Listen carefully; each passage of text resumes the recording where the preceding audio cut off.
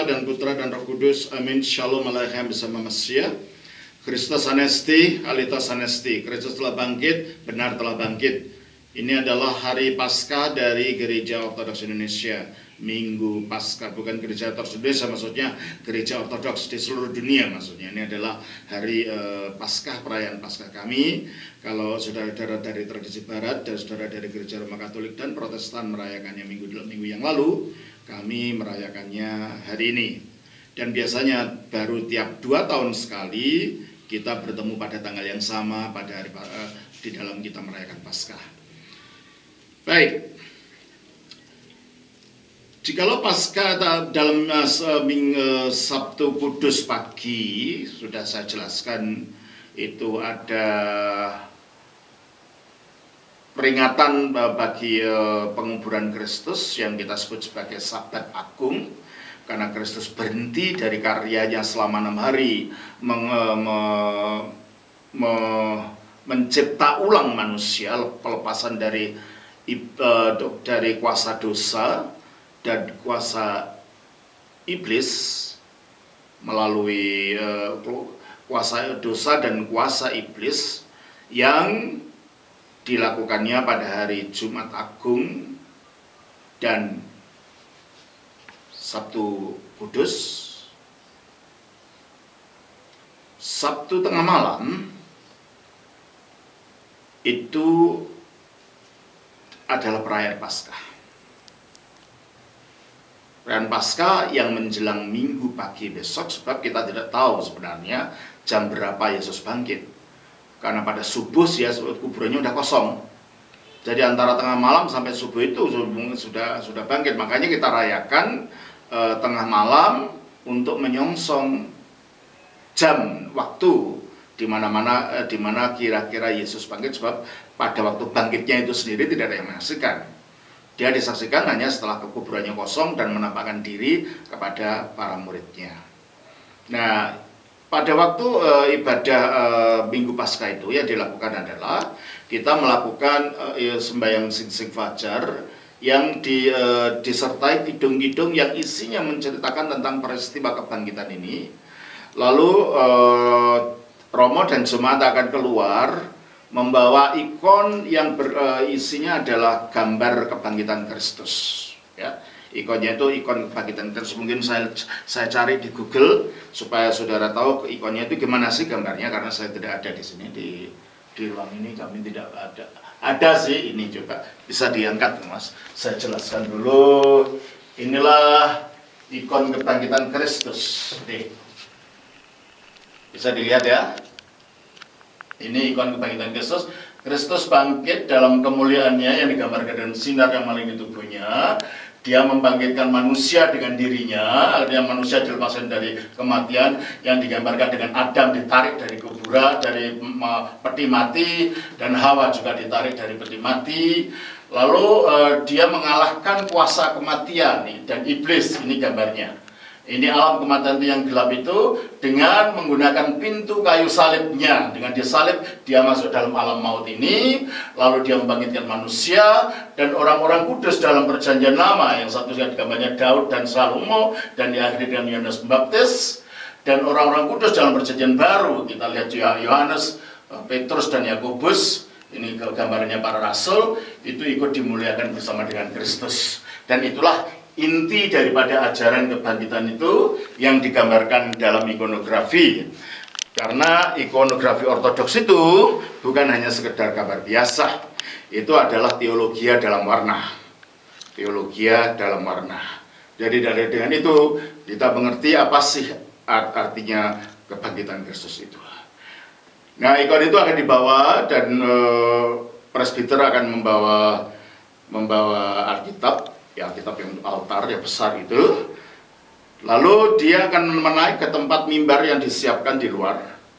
Dan umat akan membawa obor atau lilin keluar dari gereja di halaman. Dan di atas obor itu, di atas mimbar yang terletak di luar itu, presbiter akan membacakan Injil untuk hari itu, yang nanti akan kita baca dan akan saya jelaskan. Lalu menyanyikan kidung yang merupakan kidung pekik kemenangan umat Ortodoks, kemenangan Kristus atas kematian, dosa dan maut, yaitu kidung yang namanya Kristus Anesti yang akan saya nyanyikan sebentar. Baru dibawa masuk lagi ke dalam gereja, baru liturgi suci, ibadah liturgi suci untuk Paskah dilaksanakan pada jam itu, dan biasanya selesai sampai jam 2 atau jam 3 pagi. Sudah itu kita akan mengamankan pesta, kan sudah puasa selama masa itu. Ada yang puasa total, ada yang bertarak, tidak makan daging-daging, tergantung kekuatan masing-masing orang atau situasi masing-masing orang. Tapi Paskah itu harus memang puasa begitu ya, puasa dengan bertarak, juga tidak makan daging, tidak makan dengan olahannya segala macam daging, dan tidak makan tidak meminum susu dengan olahannya, tidak meminum anggur apapun bentuknya dengan olahannya. Nah, itulah beberapa pantangan, dan pada saat itu kalau suami istri itu mencegah untuk tidak berhubungan, alasannya ini.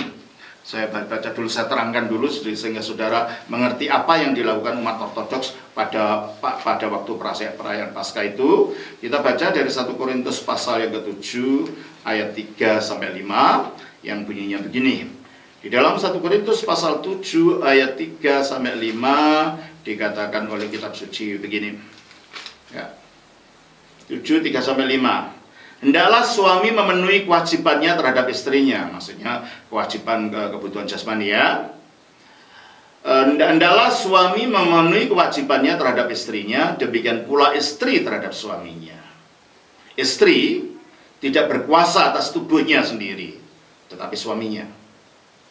Demikian juga pula suami tidak berkuasa atas tubuhnya sendiri, tetapi istrinya. Janganlah kamu saling menjauhi, kecuali dengan persetujuan bersama untuk sementara waktu, supaya kamu mendapat kesempatan untuk berdoa dan tentunya berpuasa dalam konteks gereja Ortodoks. Jadi pada waktu kita puasa, yang kita fokuskan pada doa, pada saat itu juga kita berpuasa dari memenuhi hajat jasmani kita, ya. Kalau sudah bersuami istri ya. Sesudah itu hendaklah kamu kembali hidup bersama-sama lagi, supaya iblis jangan menggodai kamu karena kamu tidak tahan bertarak. Jadi ada waktunya kita memang harus mencegah keinginan-keinginan jasmani kita, ya makan, ya seks. Untuk tujuannya apa? Memfokuskan diri kita kepada Tuhan. Bukan karena seks itu buruk, tetapi supaya kita memberi kalau dalam perkawinan ya, bukan di luar perkawinan. Kalau di luar perkawinan dilakukan itu dosa ya. Kalau dalam perkawinan itu suci. Maka ada sewaktu-waktu kita menyisihkan diri kita, waktu untuk menyisihkan bagi Tuhan, dan waktu itulah kita puasa, dan waktu itulah kita puasa dari segala keinginan-keinginan jasmani itu. Nah, waktu itulah umat sebelum datang itu sudah membawa macam-macam makanan, termasuk telur. Kenapa sih telur? Kalau telur dalam gereja Ortodoks bukan disembunyikan untuk dicari di rumput-rumput sama anak sekolah minggu, bukan itu. Telurnya nanti diberkati bersama makanan-makanan lain. Tapi mengapa ada telur? Menurut tradisinya begini, dalam gereja Ortodoks ada tradisinya bagaimana telur itu bisa digunakan untuk Paskah. Pada suatu hari Maria Magdalena mengabarkan Injil sampai bertemu dengan Kaisar Tiberius. Nah, Maria Magdalena menjelaskan pada Kaisar Tiberius tentang Paskah, tentang kebangkitan Kristus. Kaisar Tiberius tidak mengerti apa itu kebangkitan. Akhirnya Maria Magdalena berusaha menggunakan alat peraga untuk dia mengerti. Dia ambil telur. Ditunjukkan telur itu di depan Kaisar Tiberius. Telur ini ada kehidupan enggak? Enggak. Tapi di dalamnya ada potensi kehidupan enggak? Iya. Apa? Anak ayam. Nah, dari telur yang tidak ada kehidupannya, yang tidak ada apa-apanya ini, nanti akan keluar pecah itu telur itu, kulitnya keluarlah anak ayam. Demikianlah dari dalam kuburan yang tidak mungkin ada kehidupan, lalu kuburan itu Kristus dengan kuasa ilahi bangkit keluar dari kuburan itu, dan kuburan itu terbuka seperti cangkang telur itu pecah. Barulah akhirnya Kaisar Tiberius mengerti apa itu arti kebangkitan, dan sejak saat itulah menurut tradisinya telur dijadikan sebagai simbol kebangkitan di dalam gereja Ortodoks, sehingga setiap Paskah, terutama di negara-negara Ortodoks, telur itu dihiasi sangat indah sekali, macam-macam. Bukan hanya dicat biru, coklat, merah, bukan begitu, tapi ada hiasan macam-macam, dan itu menjadi seni tersendiri. Nah, telur itu dibawa, dikumpulkan di depan altar gereja, nanti di atas meja gitu, macam-macam, seluruh jemaat membawa macam-macam makanan, diberkati, nanti dimakan bersama. Jadi kalau seperti dalam tradisi Manado seperti mapalus gitu ya, mapalus gitu. Jadi kalau di dalam akhirnya dimakan bersama, baru kita pulang. Dan sudah itu kita selama 1 minggu, satu minggu kita tidak boleh ada puasa apa-apa. Karena ini sudah waktunya sukacita, bukan waktunya puasa. Kita makan apa saja yang kita ingin makan, diperbolehkan waktu itu. Baru sudah kembali masa biasa, kita puasa pada hari Rebo karena memperingati pengkhianatan Yudas Iskariot atas Kristus, dan Jumat memperingati penderitaan Kristus di atas salib, yang itu kita lakukan dengan puasa entah bertarak atau puasa total, atau berpantang maksudnya, atau puasa total, itu tergantung orang yang masing-masing. Nah, itulah setiap hari, makanya kita ada hari puasa Rebo dan Jumat untuk memperingati pengkhianatan Yudas dan penyaliban Kristus. Nah, demikian apa yang dilakukan di dalam Paskah Ortodoks. Dan perlu diingat bahwa di dalam gereja Ortodoks di Yerusalem itu ada 2 yang dianggap kuburannya Kristus.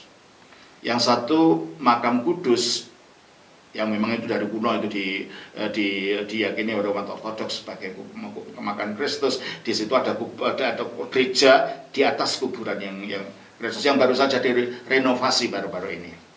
Dan ada satu lagi yang itu sebenarnya akhirnya itu disebut sebagai taman Taman Golgota gitu.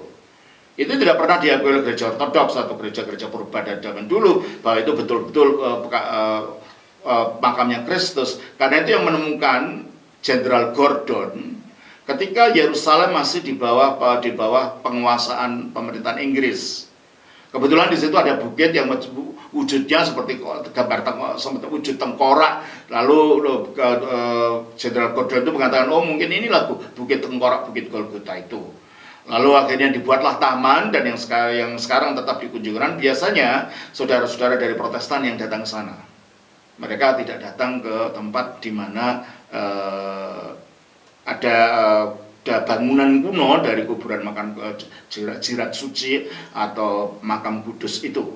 Dan bagi orang Ortodoks yang lebih meyakinkan bahwa itu memang tubuh Kristus, kuburan Kristus yang asli, adalah bahwa setiap Paskah menurut tanggalan Ortodoks ada mujizat yang disebut mujizat api suci, di mana patriark dari gereja Ortodoks di Yerusalem, kelanjutan dari Yakobus adiknya Tuhan Yesus yang menjadi pimpinan gereja Ortodoks yang pertama, yang sekarang ada kelanjutannya sudah yang berapa ratus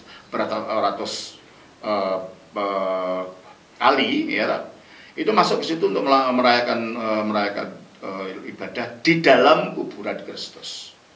Nah, waktu itu dia digeledah oleh tentara Israel, polisi Israel, bawa korek atau tidak. Nah, kalau terbukti tidak bawa korek, dia boleh masuk, lalu pintunya ditutup, pintu gereja itu, dan disegel dari luar, tidak boleh orang masuk. Nah, nanti saudara, entah dari mana datangnya, tiba-tiba nanti akan muncul api itu seperti api yang kita baca di dalam Kisah Rasul pasal 2 ketika hari Pentakosta. Dan itu terjadi setiap tahun. Dan terjadinya hanya pada waktu perayaan perayaan Paskah menurut tanggal Ortodoks. Nah, pada 10 menit yang pertama nanti api ini akan hinggap pada orang, dan itu tidak membakar. Setelah 10 menit kemudian itu menjadi api biasa. Nah, waktu itulah Patria akan keluar dari dalam kuburan itu, membuka pintu itu, api sudah menyala, karena menyala semua. Jadi ini memang ada mujizat, setiap saat ada kebangkitan, dan itu yang meyakinkan umat Ortodoks sampai sekarang bahwa memang itu tempat di mana Kristus dikuburkan. Karena tidak mungkin itu ada sesuatu mujizat kayak begitu kalau tidak pernah ada sesuatu terjadi di tempat itu. Dan itu yang tidak terjadi di Gordon Tomb namanya, Garden Tomb yang dibuat oleh Jenderal Gordon itu. Nah, itulah sedikit tentang informasi tentang Paskah dari Gereja Ortodoks, sehingga saudara bukan hanya mendengar khotbahnya saja, tetapi juga mendengar apa sebenarnya yang terjadi di sekitar Paskah dari Gereja Ortodoks itu. Dan di dalam Gereja Ortodoks sebutannya ya memang Paskah, bukan Easter. Easter itu dari tradisi gereja barat, dari Inggris atau dari Jerman itu dulunya tadi, yang tadinya, sehingga itu akhirnya menjadi bagian dari bahasa Inggris. Tapi kalau dalam bahasa asli gereja-gereja Ortodoks, dalam Alkitab juga kata yang digunakan adalah Paskah, bukan Easter. Baik saudara, itu sedikit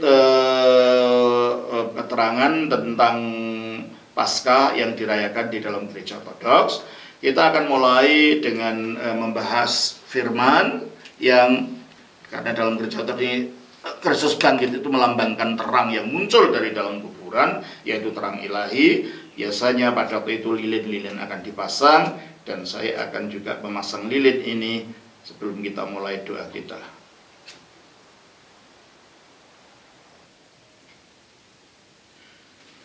Kita akan mulai dengan doa Trisagion seperti biasa.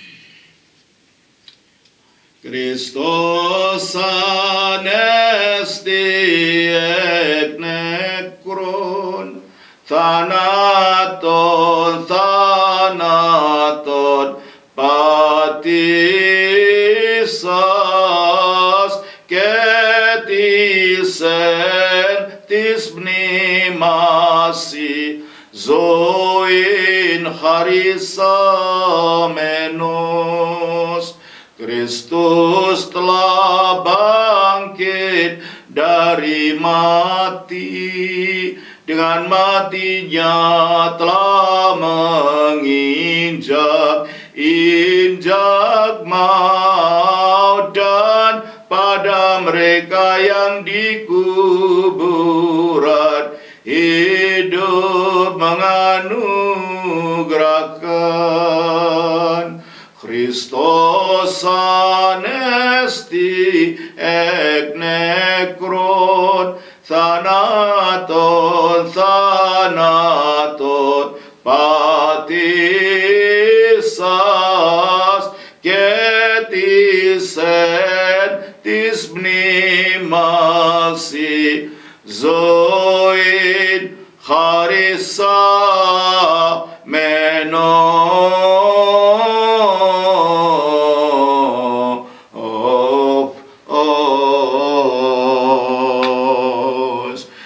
Bagi Sang Bapa, Sang Putra, Sang Roh Kudus, sekarang dan selalu serta sepanjang segala abad. Amin. Kemuliaan bagimu ya Allah kami, kemuliaan bagimu ya Raja Surgawi, penghibur roh kebenaran yang ada di segala tempat, serta memenuhi segala sesuatu, harta simpanan segala yang baik serta sang pemberi hidup. Datanglah dan tinggallah di dalam kami, serta bersihkanlah kami dari segala kenajisan, dan selamatkanlah jiwa kami yang baik. Allah Maha Kudus, Sang Kuasa, Maha Kudus, Sang Baka, Maha Kudus, kasihlah kami. Allah Maha Kudus, Sang Kuasa, Maha Kudus, Sang Baka, Maha Kudus, kasihlah kami. Allah Maha Kudus, Sang Kuasa, Maha Kudus, Sang Baka, Maha Kudus, kasihlah kami.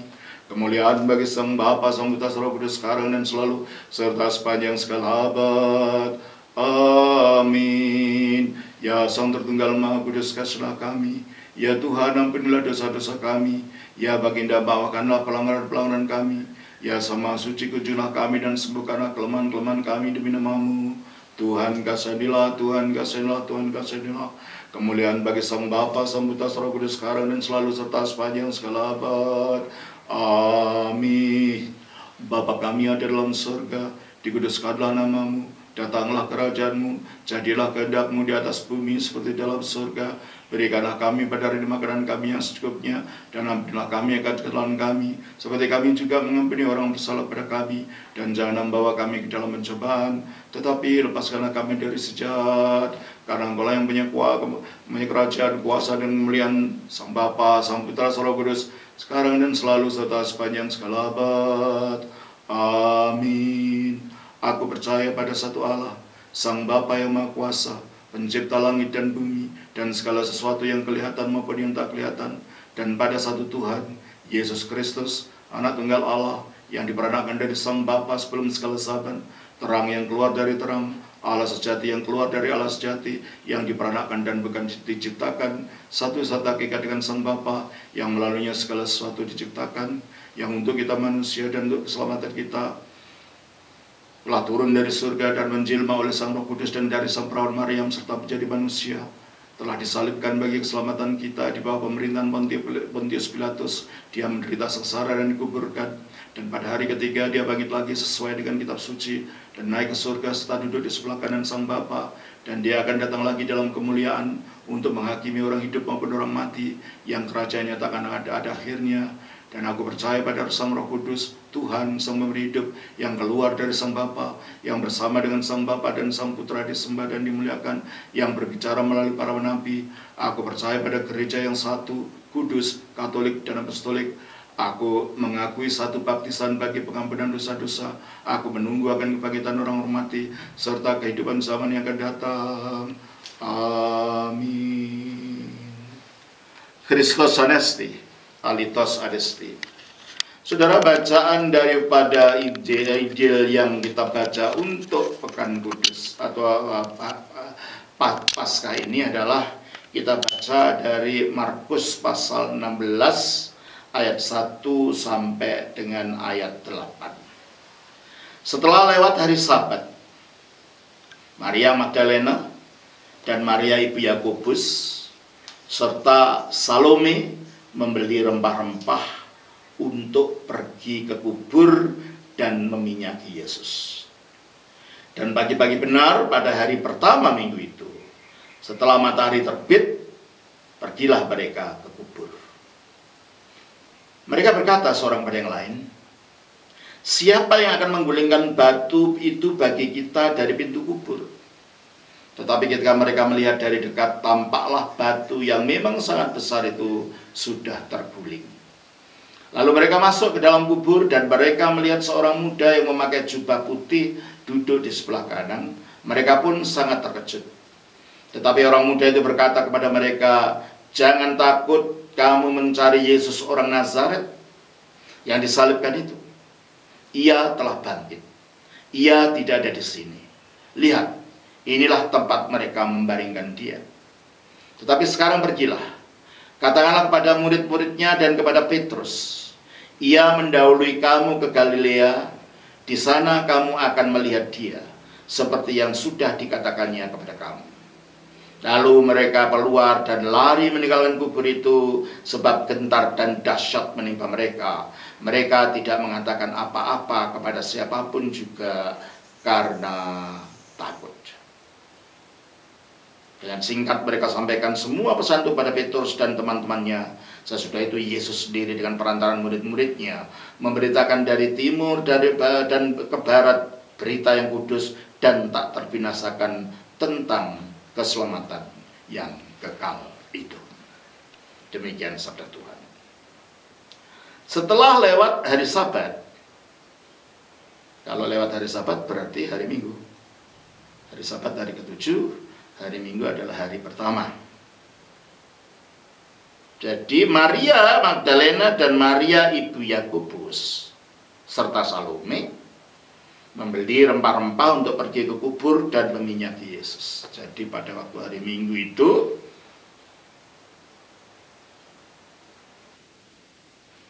wanita-wanita datang ke makam Yesus untuk meminyaki.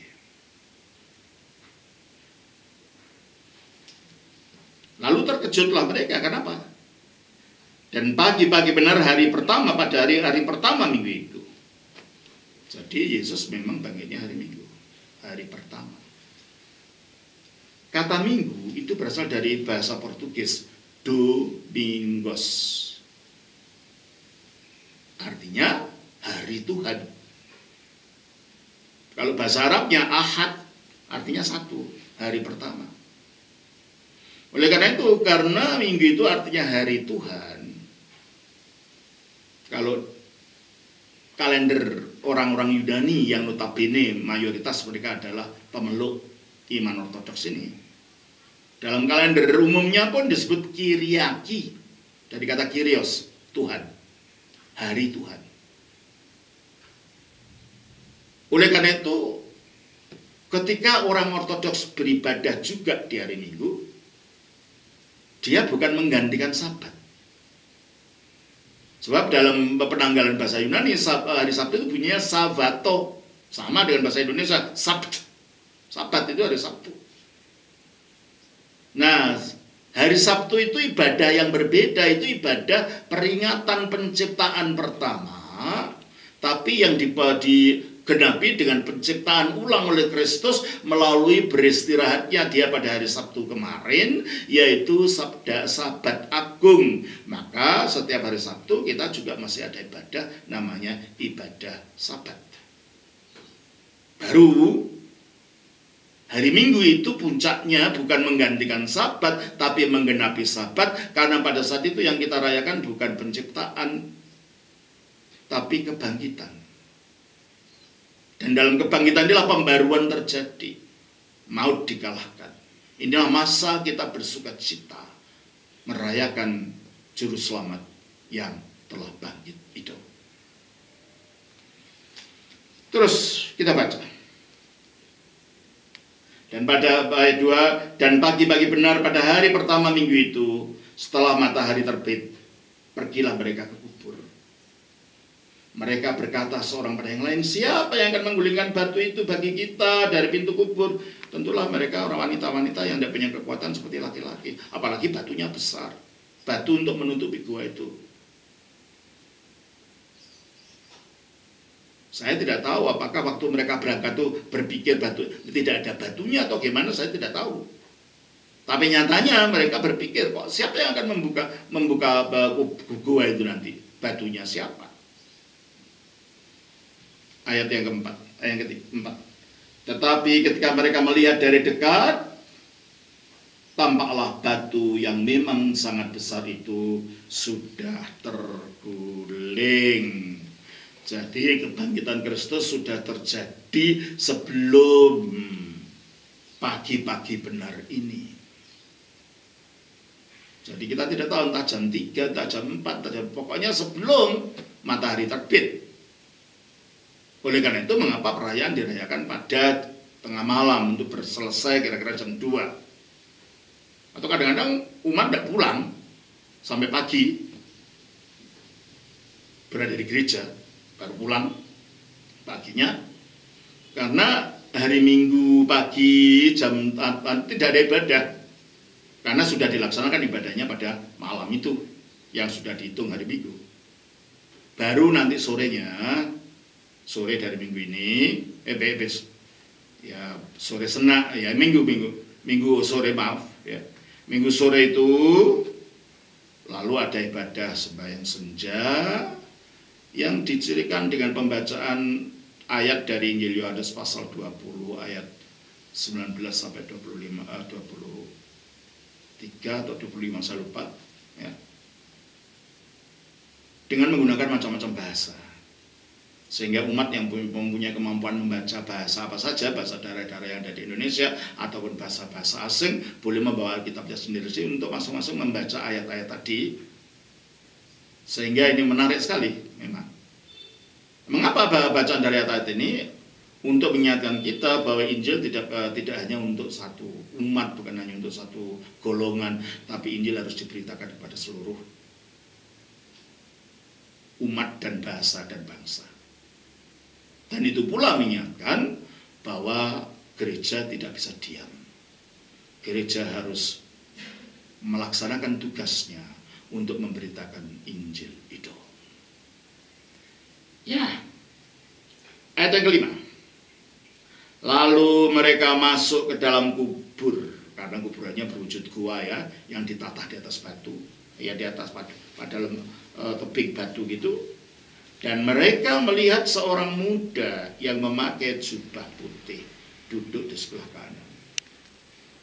Kalau kita baca dalam Matius 28, maka terjadilah gempa bumi yang hebat sebab seorang malaikat Tuhan turun dari langit dan datang ke batu itu dan menggulingkannya lalu duduk di atasnya. Itu menjelaskannya kenapa kok batunya terguling, ternyata ada malaikat yang menggulingkan ini. Ya, malaikat ini dilihat oleh mereka dalam wujud seorang muda, tapi malaikat dapat berwujud apa saja. Terserah bagaimana mereka mau menampakkan diri kepada manusia. Dalam kasus Yesus ini, kasus bangkitnya Yesus ini menampakkan diri sebagai orang muda yang memakai jubah putih duduk di sebelah kanan. Mereka pun sangat terkejut. Tentu saja pagi-pagi masih gelap, tiba-tiba ada orang pakai putih-putih dalam kuburan. Mungkin dia mungkin disangka hantu atau gimana, tapi ketakutan. Kita pun akan takut ketika melihat seperti itu, ya. Tetapi orang muda itu berkata kepada mereka, jangan takut. Lah ini mungkin mereka memang ketakutan. Maka dia katakan, jangan takut.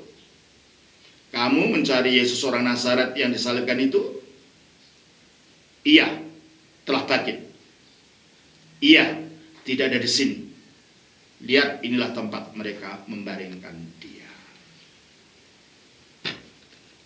Ada seseorang itu, saudara, yang tidak percaya pada Kristus, mengatakan bahwa bangkitnya Yesus itu seperti zombie.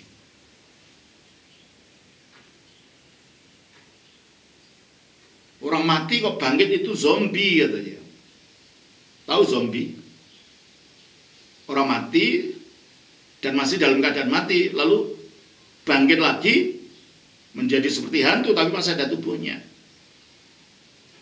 Dan mengejar-kejar manusia, memakan manusia.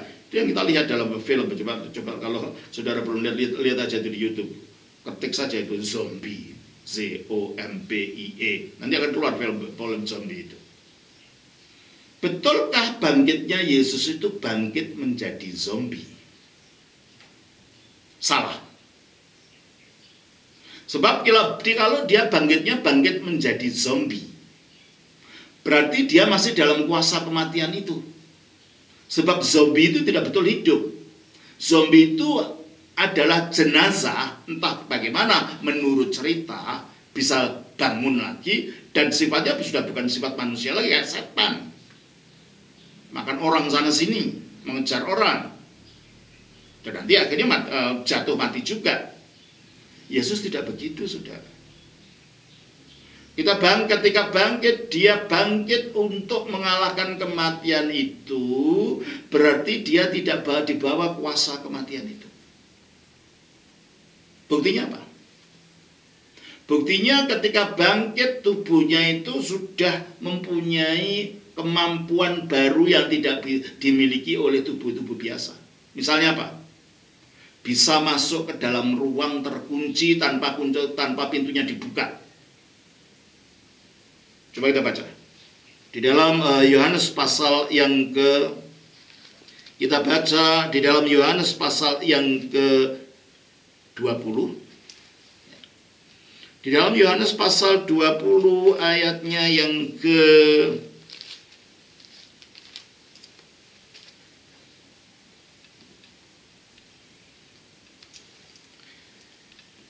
kita baca ketika ayat 19. Ketika hari sudah malam, pada hari pertama minggu itu, yaitu di hari Minggu ya, berkumpulah murid-muridnya Yesus di suatu tempat dengan pintu-pintu yang terkunci karena mereka takut kepada orang Yahudi. Jadi ketakutannya pintunya dikunci. Pada waktu itu datanglah Yesus dan berdiri di tengah mereka dan berkata, damai sejahtera bagi kamu. Apakah ini zombie? Kalau zombie, tidak mungkin dia bisa menembus tembok menembus ruang yang pintunya terkunci, dia bisa di tengah-tengah, berada di tengah-tengah murid-muridnya. Dan begitu akan lenyap begitu saja setelah pergi. Setelah selesai bertemu, Ika pergi lenyap begitu saja, tanpa pintu dibuka juga. Berarti ini ada satu sisi supernatural yang terjadi pada tubuh Kristus yang telah bangkit itu. Zombie tidak bisa melakukan itu. Berarti tubuh Kristus meskipun masih bisa mengikuti hukum alam ini, bisa makan masih, meskipun tidak butuh itu.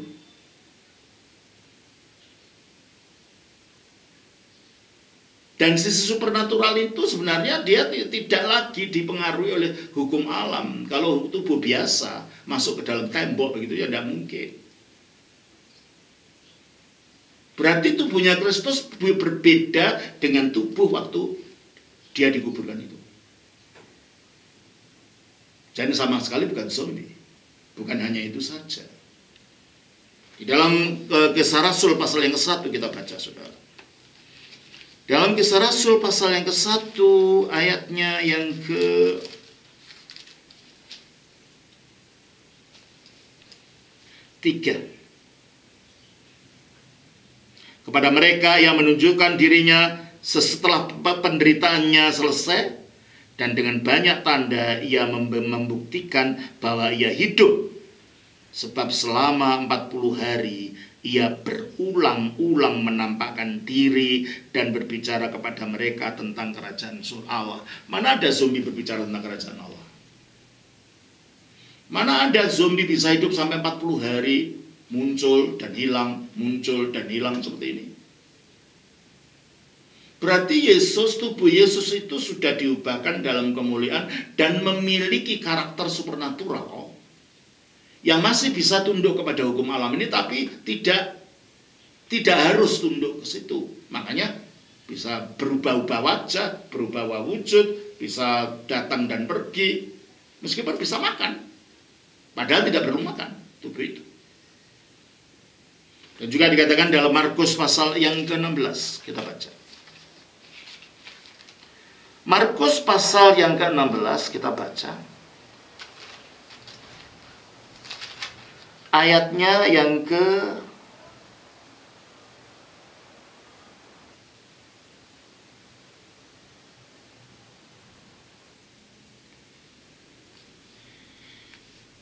Markus pasal yang ke-16 ayatnya yang coba kita baca. Akhirnya ia menampakkan diri, ayat yang ke-14. Akhirnya ia menampakkan diri kepada ke-11 orang itu ketika mereka sedang makan. Dan ia mencela ketidakpercayaan dan kedegilan hati mereka.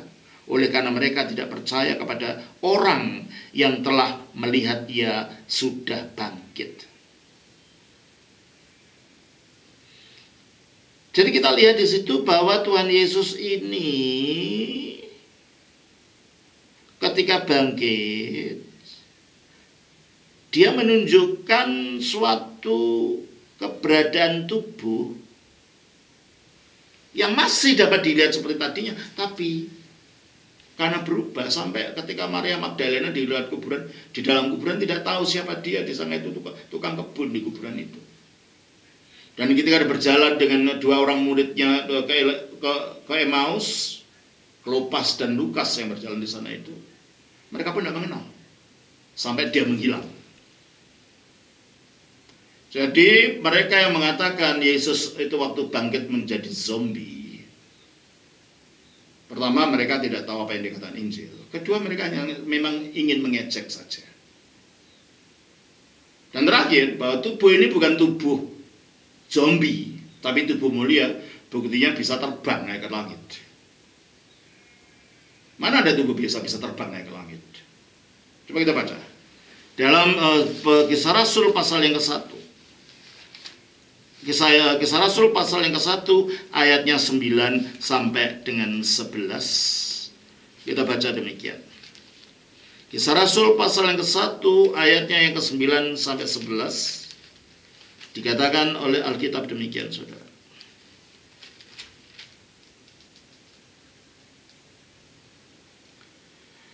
Sesudah ia mengatakan demikian, terangkatlah ia, disaksikan oleh mereka, dan awan menutupinya dari pemandangan mereka. Mereka terbang, dia bisa terbang ke atas.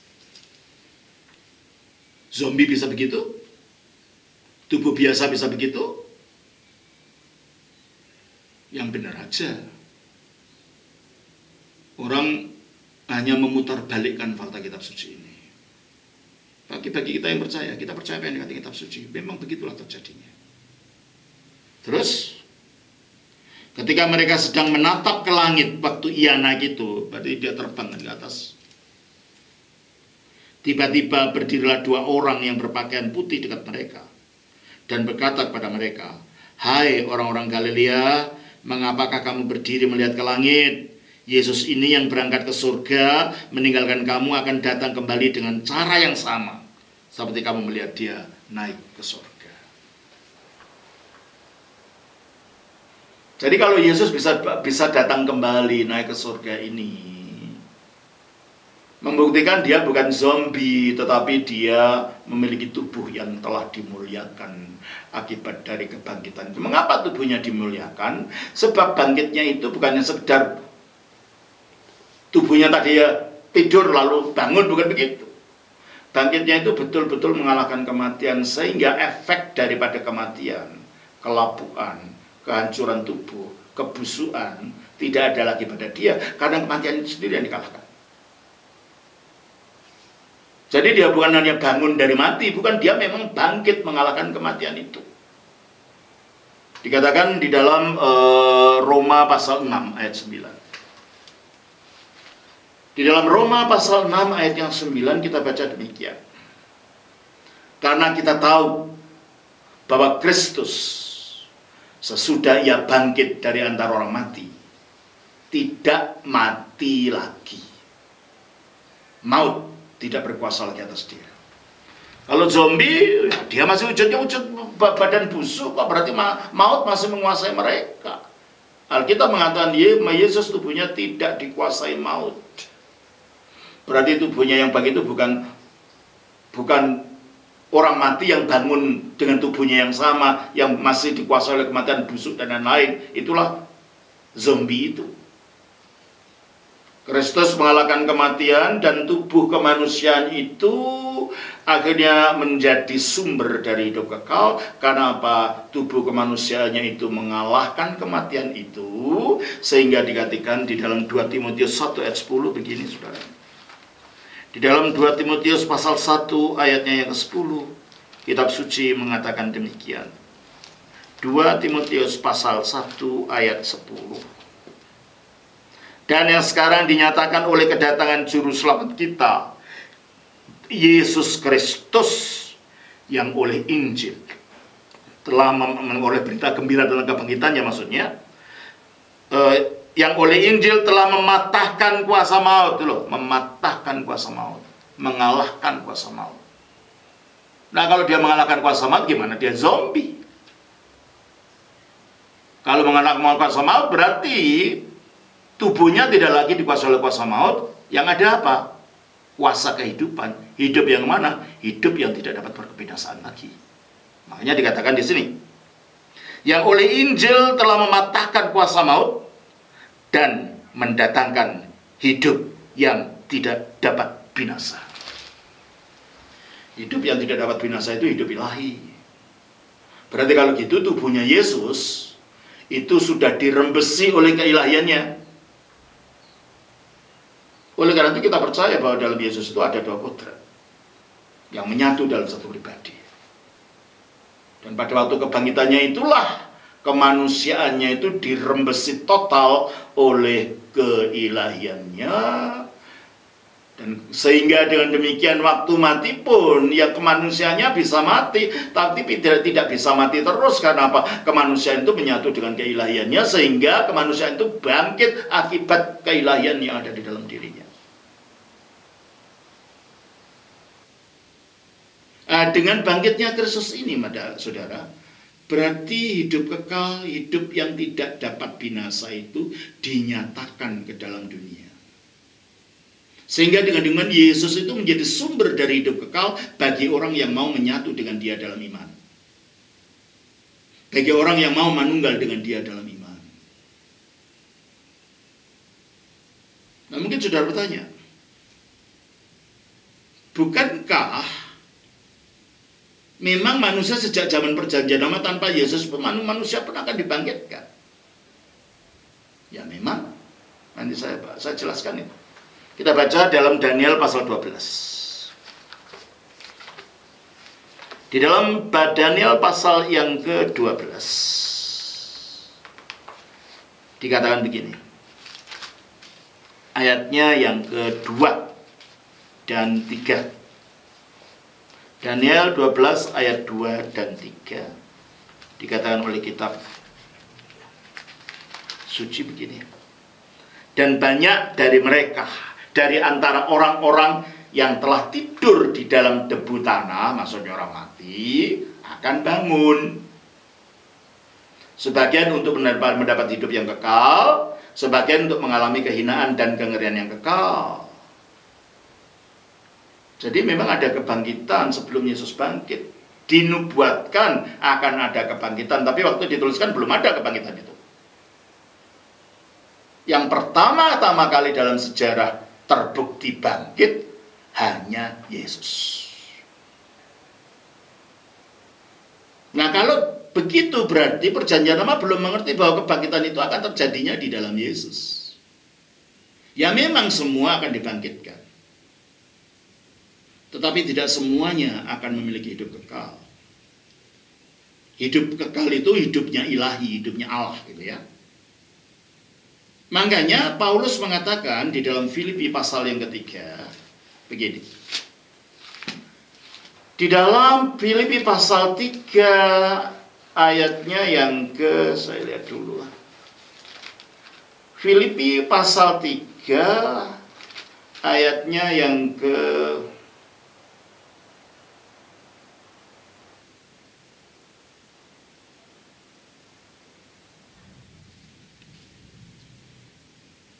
10. Yang ku kehendaki ialah mengenal Dia dan kuasa kebangkitannya. Loh, kalau kebangkitannya ada kuasa, mana zombie ada kuasanya? Kuasa apa kuasa kebangkitannya? Kuasa untuk memberikan hidup kekal pada kita juga. Kuasa untuk memuliakan kita juga. Kuasa untuk membangkitkan kita juga. Maka dikatakan yang kukendaki ialah mengenal Dia dan kuasa kebangkitannya dan persekutuan dalam penderitaannya, di mana aku menjadi serupa dengan Dia dalam kematiannya. Persekutuan mengenal kuasa kebangkitannya. Dalam bahasa Indonesia bunyinya ini ex anastasis. Kebangkitan itu anastasis. Ex anastasis itu adalah kebangkitan yang keluar dari kebangkitan itu. Berarti kalau gitu ada kebangkitan secara umum. Lalu di antara kebangkitan secara umum ada orang yang dibangkitkannya itu bukan untuk secara umum nanti masuk neraka, tapi dibangkitkannya itu untuk hidup kekal. Makanya Paulus berbicara tentang ex anastasis. Dibangkitkan keluar dari kebangkitan itu. Inilah yang dikatakan oleh Kristus di dalam Yohanes pasal 5 ayat 28 dan 29. Yohanes pasal 5 ayat 28 dan 29 dikatakan oleh kitab suci demikian.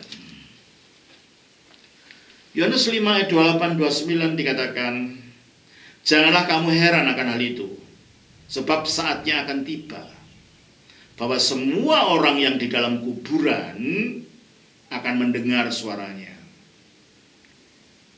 Mungkin suara teriakan memanggil mereka supaya keluar dari kuburan itu, seperti pada waktu dia membangkitkan Lazarus, keluarlah, mungkin begitu suaranya.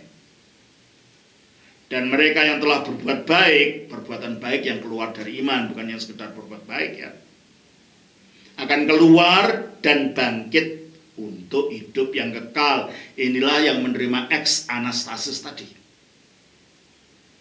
Tetapi mereka yang telah berbuat jahat akan bangkit untuk dihukum. Jadi semua bangkit itu anastasis. Tapi ada yang ex anastasis. Dibangkitkan untuk menerima hidup kekal.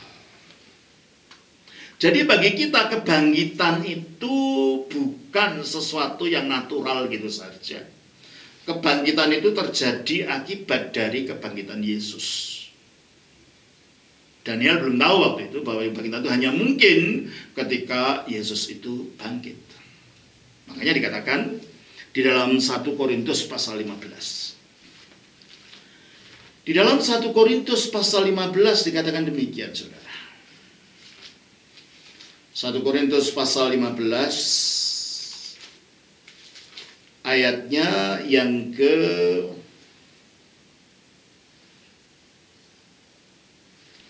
35. Tetapi mungkin ada maaf. Ayatnya yang ke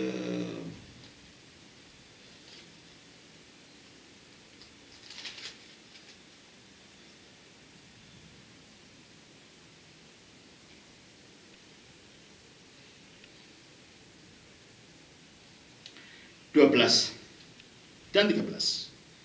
Jadi bila mana kami beritakan bahwa Kristus dibangkitkan dari antara orang mati, bagaimana mungkin ada di antara kamu mengatakan bahwa tidak ada kebangkitan orang mati? Berarti kalau gitu, adanya kebangkitan orang-orang mati itu sumbernya dari kebangkitan Kristus. Karena Kristus bangkitlah, maka ada kebangkitan orang mati. Berarti bangkitnya bukan bangkit menjadi zombie. Bangkitnya bangkit dengan kuasa. Bangkitnya mengalahkan kematian, bangkitnya mematahkan kematian dan menyatakan hidup yang tidak binasa itu. Kalau tidak ada kebangkitan orang mati, maka Kristus juga tidak dibangkitkan. Jadi bagi kita orang Kristen, kita bukan sekedar percaya bahwa Allah bisa membangkitkan, bukan itu. Landasannya memang Kristus bangkit. Bangkit untuk mengalahkan kematian, sehingga tubuh ini dirembesi dengan kodrat ilahi, dirembesi dengan hidup kekal. Sehingga dilepaskan, dilewati oleh kematian itu kalau kita percaya kepada Kristus. Kita baca di dalam Yohanes pasal 5 ayat 24. Yohanes pasal 5 ayat yang ke-24. Demikian. Yohanes 5 ayatnya yang ke-24. Aku berkata kepadamu, sesungguhnya barang siapa mendengar perkataanku dan percaya pada Dia yang mengutus aku. Yesus diutus dalam artian bahwa dia adalah firman-Nya Allah yang tadinya di dalam Allah, lalu disuruh turun ke bumi, ambil tubuh manusia, lahir jadi manusia, itu artinya diutus. Bukan jadi rasul, bukan dalam jabatan rasul, bukan itu. Banyakan para ahli apologetik Muslim mengatakan itu. Yesus hanya rasul saja, nabi saja, bukan itu. Yesus diutus menurut Injil ini adalah memang dari surga turun ke bumi. Coba kita baca dari Yohanes 6 ayat 38. Kita baca begini. Yohanes 6 ayat 38.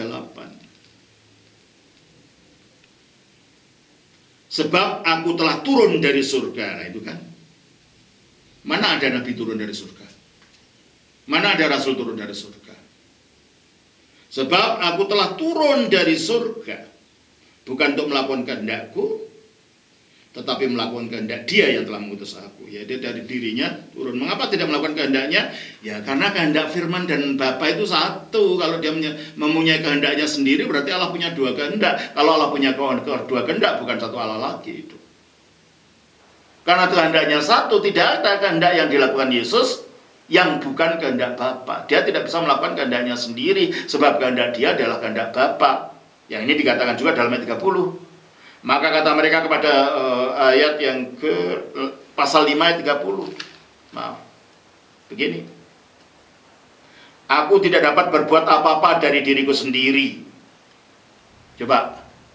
Kalau saya punya kata-kata firman, bisakah kata-kata saya itu keluar tanpa saya kehendaki? Saya tutup mulut saya dan saya tidak ingin bicara begini. Tidak bisa keluar sendiri. Maka di situ, aku tidak dapat berbuat apa-apa dari diriku sendiri. Firman tidak dapat berbuat apa-apa tanpa dikehendaki yang punya firman.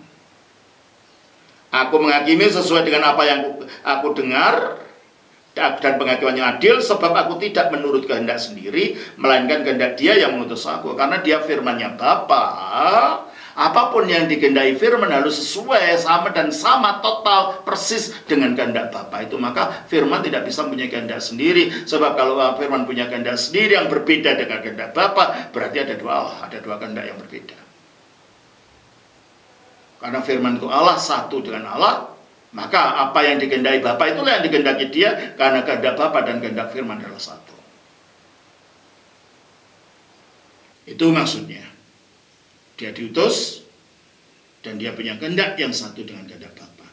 Kembali kepada Roma 5 tadi ayat 24. Aku berkata kepadamu, sesungguhnya barang siapa mendengar perkataanku dan percaya kepada Dia yang mengutus aku, ia mempunyai hidup yang kekal dan tidak turut dihukum, sebab ia sudah pindah dari dalam maut ke dalam hidup. Sebab dalam Kristus itulah hidup yang tidak berkebinasaan itu dinyatakan. Berarti kalau kita menyatu dengan Kristus, kita dipindah dari maut akibat dosa menjadi hidup yang menyatu dengan Kristus itu.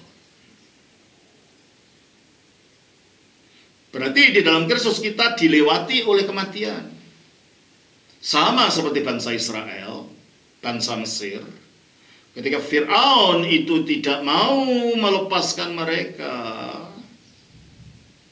Dan Fir'aun itu sendiri simbol daripada manusia, daripada iblis. Bangsa Israel itu simbol daripada manusia.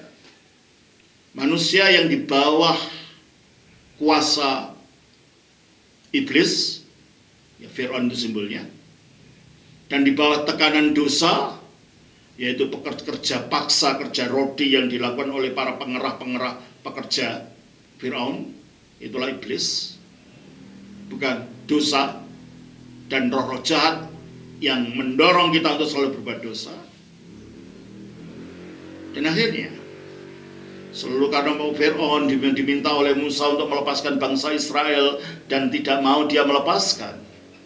Akhirnya ada 9 tulah diberikan kepada bangsa Israel, kepada orang Mesir, dan tulah terakhir adalah kematian semua yang sulung dari manusia dan dari mata binatang di tanah Mesir, kecuali bangsa Israel diberitahu supaya kamu tidak, kalau malaikat yang akan membunuh seluruh Mesir itu datang, supaya kamu tidak kena musibah itu, sembelihlah anak domba Paskah. Nah, kata Paskah itu sendiri berasal dari bahasa Ibrani Pesah. Pesah itu artinya yang dilewati atau melewati. Maksudnya apa? Jikalau orang Israel menyembelih anak domba Paskah, lalu dioles-oleskan darahnya di ambang pintu rumah masing-masing, dan ketika malaikat yang lewat akan membunuh anak-anak orang Mesir itu melihat darah yang dioleskan itu, rumah itu akan dilewati, rumah itu akan mengalami Pesah, dilewati. Di dalam Yesus kita mengalami Pesah. Nah, Pesah itu di samping berasal dari Paskah, itu berasal dari bahasa Ibrani Pesah tadi, dilewati. Paskah juga bisa berarti dari kata Paskain dalam bahasa Yunani yang artinya penderitaan. Di dalam 1 Korintus pasal yang ke-5 ayat 7. 1 Korintus pasal 5 ayat yang ke-7 dikatakan demikian, saudara. Buanglah ragi yang lama itu supaya kamu menjadi adonan yang baru, sebab kamu memang tidak beragi, sebab anak domba Paskah kita. Ini dari kata Paskain, Paskah, juga telah disembelih, yaitu Kristus. mengalami penderitaan, mengalami disembelih. Jadi Paskah itu kita dapatkan, kita dilewati oleh kematian itu karena Paskein, penderitaan Kristus di atas salib. Kristus menderita di atas salib, itulah penggenapan dari anak domba Paskah yang disembelih orang Israel zaman itu. Jadi akhirnya kita dilepaskan dari Firaun, yaitu iblis. Kita dilepaskan dari dosa yang mengikat kita. Dan akhirnya kita dilepaskan dari kematian yang akibat dosa telah menguasai kita. Upah dosa adalah maut. Itulah arti Paskah yang sebenarnya bagi orang Kristen. Dan kematian itu akhirnya betul-betul dilewatkan dari kita. Dengan kematian itu dikalahkan oleh Kristus, dipatahkan oleh Kristus melalui kebangkitannya. Sehingga dengan demikian saudara, melalui penyatuan dengan Kristus yang bangkit itu, hidup kekal itu akan diberikan kepada kita. Karena hidup kekal itu mewujudnya, menampakkan dirinya dalam tubuh kemanusiaan Kristus yang telah bangkit itu. Jadi bagi kita orang Kristen, hidup kekal itu bukan sesuatu yang abstrak, hidup yang berdurasi panjang, bukan itu. Hidup kekal itu hidup yang tanpa awal, tanpa akhir. Dan hidup ini bukan masalah durasi, tetapi juga masalah kualitas. Kualitasnya bukan seperti hidup manusia ini. Itulah hidup ilahi. Di dalam Kristus kita menerima hidup ilahi ini yang diberikan kepada kita ketika lahir baru sebagai benih. Di dalam 1 Yohanes 3 ayat 9. Dan karena hidup kebangkitan itu, ya di dalam Alkitab dikatakan kita menyatu dengan dilahirkan kembali itu apa? Dalam Roma pasal 6 ayat 3 dan 4, kita menyatu dengan kematian Kristus dan penyalibannya. Pada waktu kita ditenggelamkan di dalam air, di situ simbol kita ditenggelamkan mati bersama Kristus. Juga kita baca dalam Kolose 2 ayat 11 dan 12, dan kita dikuburkan di situ. Akhirnya kita ikut Kristus bangkit, kita keluar dari air, kita menghirup udara, kita lahir kembali di dalam Kristus. Dan itu terjadi secara misteri.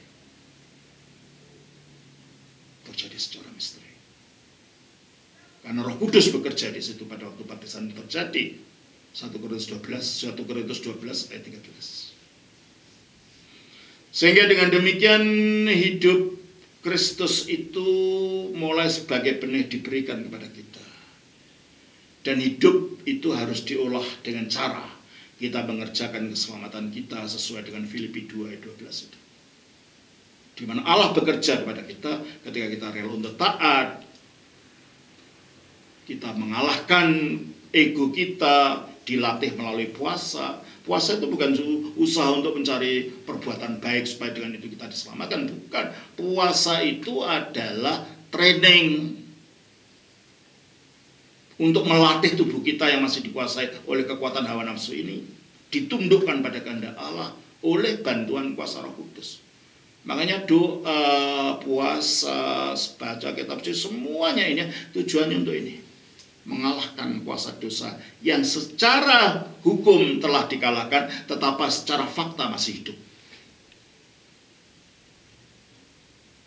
Dan itulah kita diberitakan dalam Filipi 2:12, kerjakanlah keselamatan. Maksudnya olahlah keselamatan yang sudah ada pada kamu itu.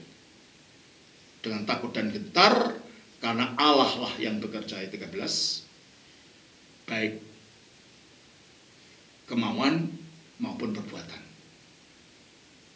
Jadi di situ akhirnya rahmat Allah yang bekerja, tapi juga ada tugas kita untuk merespon dengan kita melaksanakan hidup doa, sembahyang, puasa, dan semua yang lain itu. Dan yang kita tuju bukan, kita tidak itu untuk mencari pahala. Pahala itu sudah diberikan waktu Kristus disalibkan dan waktu bangkit. Itu pahala terbesar yang tidak bisa diganti apapun, dan itu diberikan secara cuma-cuma, sehingga itu namanya kasih karunia. Nah, di sini saudara. Dengan demikian, kalau kita sekarang menyatu dengan Kristus, kita menunggu tubuh kita ini akan dijadikan mulia seperti yang ada pada Kristus, seperti tubuhnya Kristus yang sekarang. Coba kita baca dalam Roma 8 ayat 23. Di dalam Roma pasal 8 ayat 23 kita baca demikian, saudara. Roma 8 ayat yang ke-23. Kita baca.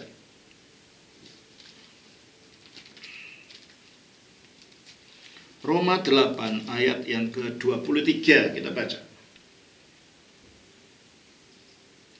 Dan bukan hanya mereka saja, maksudnya makhluk-makhluk yang lain maksudnya. Tetapi kita, maksudnya orang percaya, yang telah menerima karunia sulung roh. Menambah karunia sulung, yaitu yang membuat kita nanti dimuliakan. Ini pertama-tama roh ini yang akan, Roh Kudus yang bekerja dalam kita ini yang akan membawa kita pada pertumbuhan menjadi seperti Kristus. Kita yang menerima karunia sulung roh itu, kita juga mengeluh dalam hati kita. Ya, hidup ini penuh dengan pengeluhan, yaitu ada penderitaan ini, penderitaan itu, macam-macam. Sambil, sementara mengeluh, sambil menantikan. Apa yang kita nantikan? Pengangkatan sebagai anak. Nah, kita sebagai anak sekarang ini sudah menjadi anak Allah karena penebusan, tapi baru dalam posisi, bukan dalam realisasi. Maka pengangkatan menjadi untuk realisasi itu nanti apa buktinya? Pengangkatan sebagai anak, yaitu pembebasan tubuh kita dari apa? Dari kelakuan, dari kebusukan, dari kematian. Setelah kita tidak bisa mati lagi, kita menjadi seperti malaikat.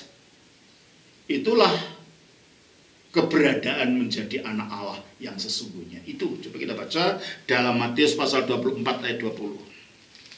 Kita baca di dalam Matius pasal 24 ayatnya yang ke-20. Dikatakan oleh kitab suci demikian. Matius pasal 24 ayatnya yang ke-20, kitab suci mengajar demikian kepada kita, saudara. Matius 24 ayatnya yang ke-20. Demikian.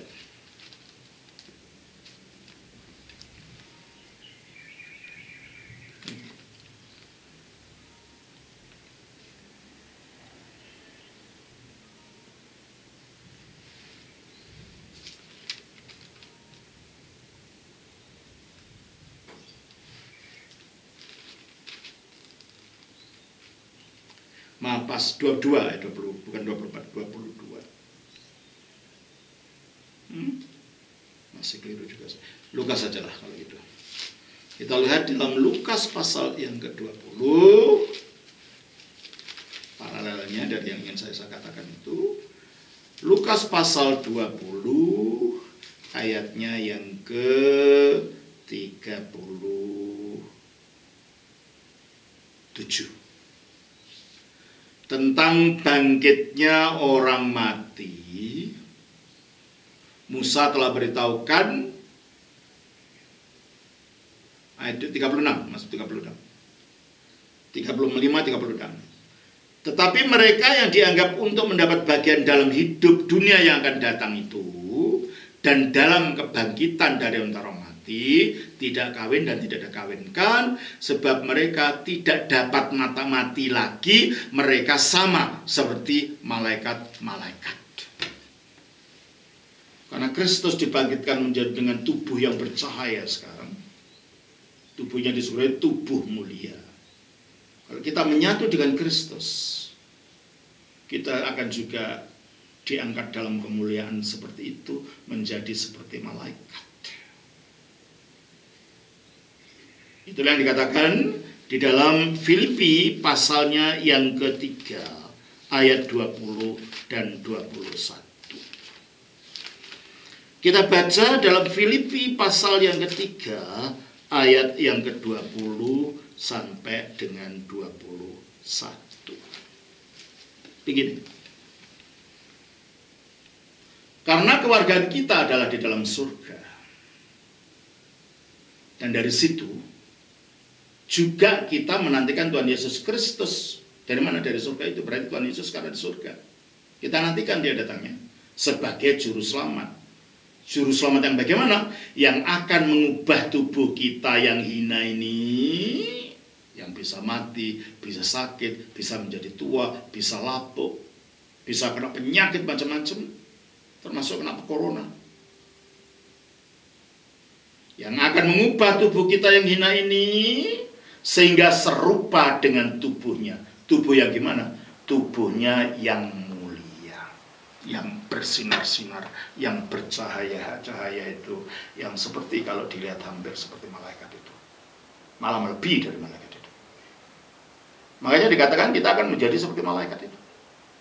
Akibat kebangkitan itu. Akibat kita menyatu dengan kebangkitan Kristus itu. Makanya kalau Kristus datang nanti kita akan dimuliakan bersama kemuliaan tubuhnya Kristus itu. Kolose pasal 3 ayat yang keempat. Di dalam Kolose pasal 3 ayat yang keempat kita baca demikian, saudara. Kolose pasal 3 ayatnya yang keempat.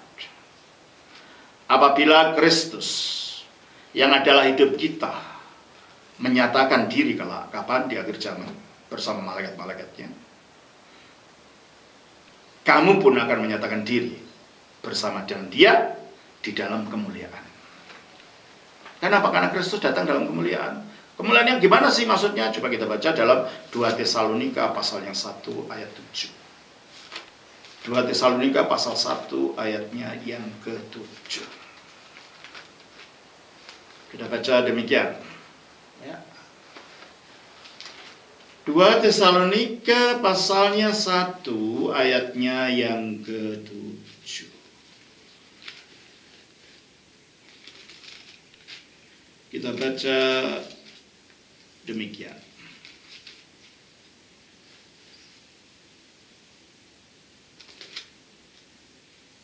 Dan untuk memberikan kelegaan kepada kamu yang ditindas dan juga kepada kami, pada waktu Tuhan Yesus dari dalam surga menyatakan dirinya bersama-sama dengan malaikat-malaikatnya dalam kuasanya di dalam api yang bernyala-nyala.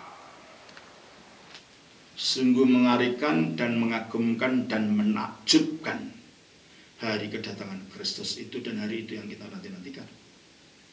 Bagi orang yang tidak percaya itu menakutkan karena mereka akan mendapat hukuman.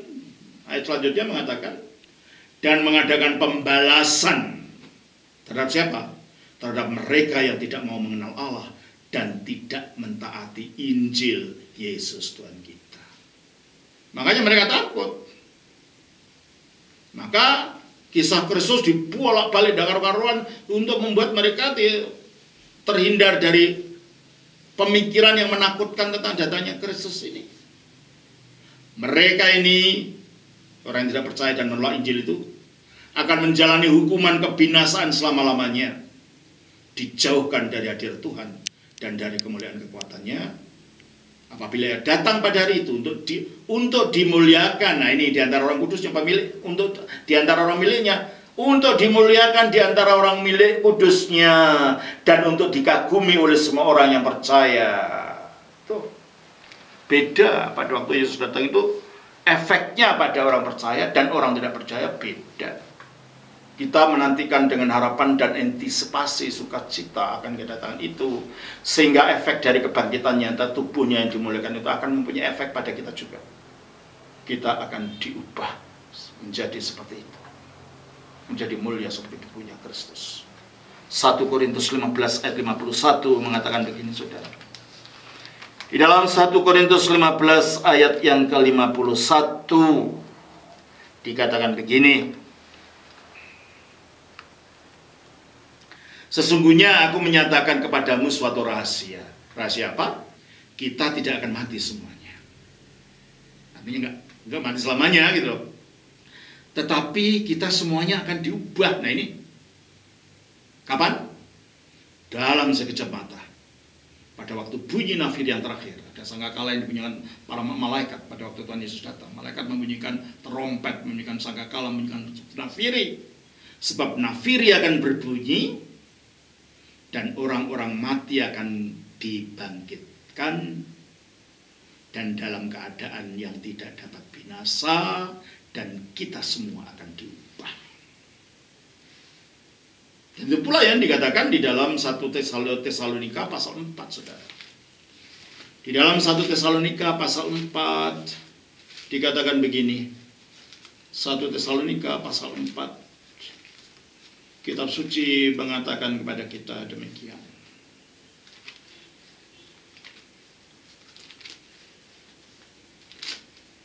1 Tesalonika pasal 4 ayat yang ke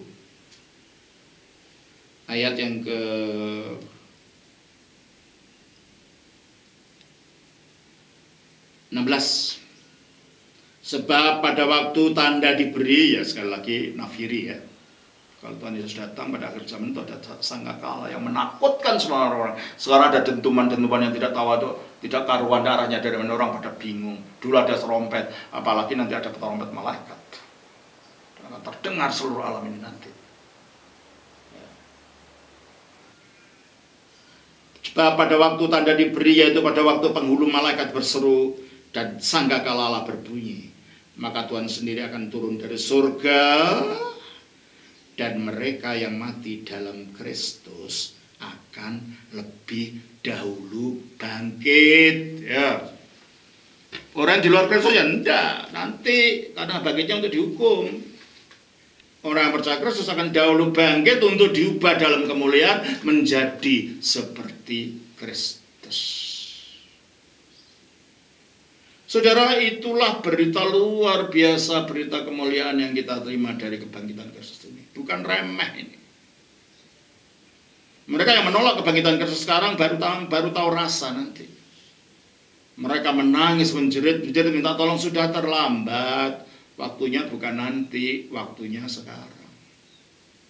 Untuk mau diselamatkan. Jadi, dalam konsep Injil, ajaran Injil, keselamatan itu bukan sekedar menumpuk amal untuk masuk surga, bukan. Keselamatan itu adalah kita diselamatkan dari kuasa kematian, dosa, dan iblis akibat dari penyaliban, kematian, penguburan, dan kebangkitan Yesus. Dan disatukan dengan kemuliaan hidup kekal akibat dari Kristus sudah bangkit, tidak mati lagi, dan menyatakan hidup kekal itu. Dan kita akan dimuliakan akibat Kristus sekarang dimuliakan. Dan kita akan masuk ke rumah Bapa akibat Kristus duduk di sebelah kanan Sang Bapa. Jadi tidak ada keselamatan berdasarkan berbuat baik pada dirinya sendiri, itu tidak ada. Keselamatan itu akibat daripada karya Kristus. Oleh karena itu, gereja ortodoks, gereja purba, perayaan terbesar itu bukan Natal. Natal tadinya itu disatukan dengan perayaan Epifani, yaitu perayaan pembaptisan Kristus, baru dipisah abad keempat. Makanya bohong yang mengatakan Natal itu adalah merupakan berasal dari perayaan agama kafir, perayaan Dewa Sol Invictus.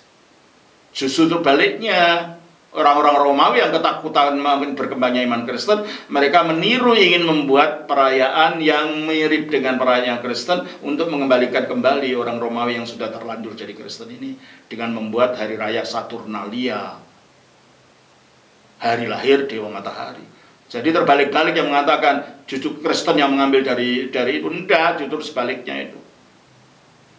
Dari awal kelahiran Kristus dan kebaptisannya oleh gereja purba, gereja ortodoks di zaman purba di sebelah timur itu dirayakan bersama. Yang memegang perayaan Natal dan perayaan kelahiran Kristus dan baptisannya itu masih satu adalah gereja Armenia. Masih dilaksanakan sampai sekarang. Nah, saudara, makanya perayaan Paskah ini perayaan yang dirayakan paling besar.